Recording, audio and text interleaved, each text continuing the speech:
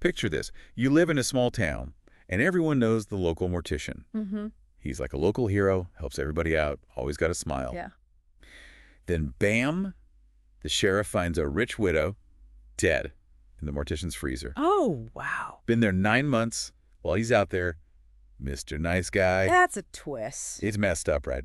That's Bernie Tiede and Marjorie Nugent, our deep dive today. It's one of those stories that makes you wonder who to trust. For sure, we're going deep on their weird relationship, how a whole town was fooled, all based on the Norbit podcast. Oh, I know that one. The episode's called Bernie Tiede and the Murder of Marjorie Nent, right? You got it. But to get how Bernie pulled this off, Mm-hmm. we gotta go back. His childhood, rough start. Losing his mom so young, his dad was sick too, right? Exactly. He's the caretaker, barely a kid himself. Shapes you, that kind of responsibility? No kidding. And get this, 15 years old, he starts working at a funeral home. Of all places. I know, right? Mhm. His sister even said he was a lonely kid drawn to comforting others.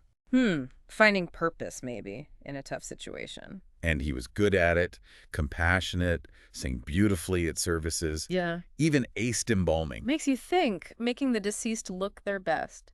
It's all about appearances in that line of work. Foreshadowing, maybe. Mhm. But here's where it gets interesting. Bernie, in 1970s, East Texas, didn't exactly fit in. How so? Openly, effeminate, loved Broadway, not into dating women. Small town, that time period. Hmm. Tough place to be different. No kidding. So he moves to Carthage, starts at the Hawthorne Funeral Home, and boom, he's like the town mascot. Really? Gifts, favors, always lending a hand. Over the top almost. So was he genuinely nice or trying too hard to be liked? Great question. Maybe both. Yeah. Like he had to be the good guy. Then comes Marjorie Nugent. The woman he. Yeah, but she was the opposite of Bernie. Rich widow, lived alone. People thought she was cold. Small town's reputation stick, huh? Big time. When her husband died, barely anyone showed up for the funeral. Except. Bernie, there he is, comforting her. Maybe they were both lonely. In their own ways. Could be. But you also have this huge difference in, well, everything. Money, how they acted. And then Marjorie starts showering him with gifts. Rolex, trips, you name it. But they weren't, a couple. right. But of course, the rumors started flying. Small town, remember. People love to gossip, especially when money's involved. Makes you wonder what's really true. And this is where things get kind of shady. Marjorie made Bernie her business manager. Gave him access to all her money. Exactly. And her family, her friends, they were worried sick. They tried to warn him. Oh, yeah, said Marjorie could be possessive, told him to watch out for getting tangled up in her finances. Makes you think, those warnings. They knew something was off. It's like they saw it coming. And Bernie was already deep in debt, even while he was playing Mr. Generous. So the temptation was there. Big time. Hmm. But instead of, talking things through, there's all the secrecy, Bernie hiding stuff. Especially risky with Marjorie, right? Her dementia was getting worse. She was vulnerable. Exactly. And then it gets really messed up. Bernie starts using Marjorie's money for all his good deeds. Wait, what? Buying people cars, paying their kids' college tuition, even donating huge amounts to the church. He was basically stealing from her to help others, kind of like a messed up Robin Hood. Right. It's like, is it okay to do good things with bad money? Tough question. On the one hand, he was helping people in need. On the other, he was stealing from someone who trusted him. And the town?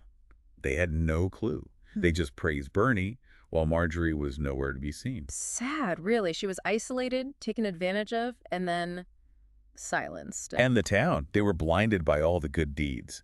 They couldn't see what was really happening. It's easy to get fooled by appearances, I guess. And then comes the really scary part. Marjorie vanished. Just gone. Poof. Bernie made up stories, said she was visiting family or at a nursing home. He was covering his tracks. Big time.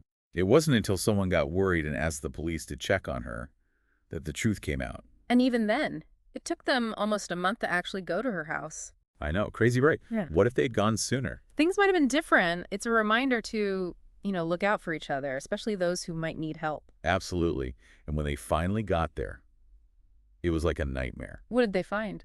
Her body, in a deep freezer, buried under frozen food. Yeah. Meanwhile, Bernie was out taking a kid's baseball team to dinner. Oh my God. Like nothing had happened. It's like this whole other side of him just snapped. The guy everyone loved, and the guy who could do something so horrible. It doesn't make sense. And And the town's reaction. They refused to believe it. They couldn't accept it, could they? They were in total denial.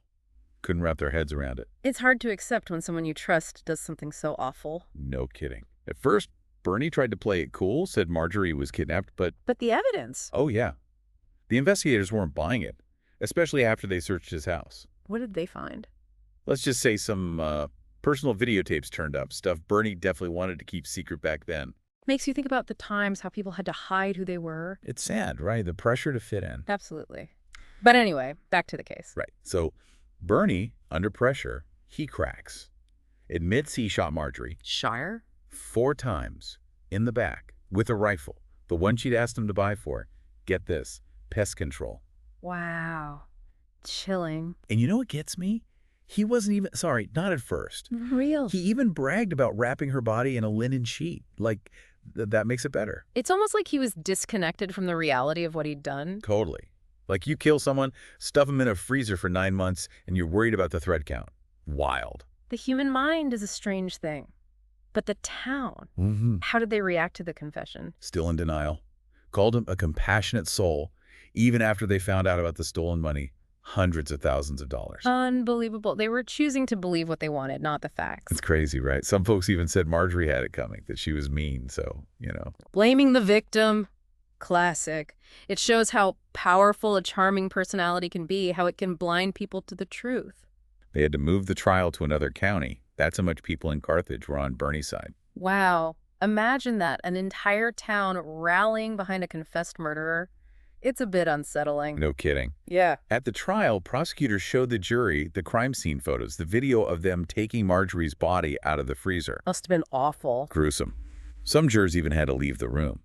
But Bernie's lawyer, he tried a different angle. What was that? Said Bernie just snapped, that Marjorie was too demanding, pushed him over the edge. And that he wasn't motivated by money because he gave so much of it away? Exactly. But the jury didn't buy it. Guilty, life in prison. End of story. Or so we thought. There's more. Oh, yeah.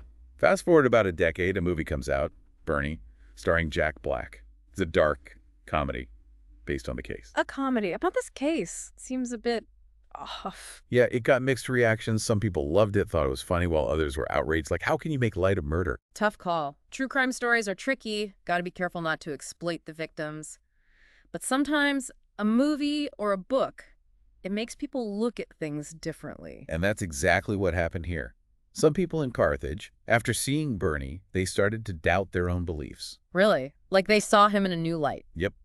Started to realize maybe he wasn't the saint they thought he was. Maybe he really was a con man. Then this lawyer, Jodi Cole, she sees the movie and something doesn't sit right with her. So she starts investigating. Digs into the case, and guess what she finds? Bernie was severely abused as a kid. Oh, wow. That changes things. Right. Could explain why he seemed so emotionless, why he snapped. Trauma does that, you know. Absolutely. Makes you think about how our past shapes who we are, even if we try to bury it. But could that justify murder? That's a tough question. No easy answers there. Hmm. Cole also found out that the police might have pressured Bernie into confessing, threatened to expose those tapes if he didn't cooperate. Coercive tactics. Yeah. That's not right. Makes you wonder how many confessions are truly genuine. Right. So Cole, she gets Bernie a new sentencing hearing based on this new evidence. He even got released from prison while he waited. Wait, they let him out. Crazy, huh? But at the new hearing, the jury still gave him 99 years. So in the end, justice was served. I guess. But it still leaves you thinking, you know, what if he'd gotten help for that childhood trauma? Would things have been different? We'll never know. But it's a reminder that everyone has a story, and sometimes those stories are full of pain and darkness. Bernie Tiede. He fooled a whole town. And maybe even fooled himself. It's a story about deception, about the power of belief, and how hard it can be to face the truth. It's a reminder that things aren't always what they seem, and that we should always question, always be critical, even when it comes to people we think we know. If you want to learn more, check out the Morbid podcast episode we mentioned, and of course the movie Bernie. It's a wild ride. And if you enjoyed this deep dive, make sure to subscribe to The Deep Dive for more fascinating explorations. We'll be back soon with another captivating topic. Until then, keep questioning, keep learning, and keep diving deep.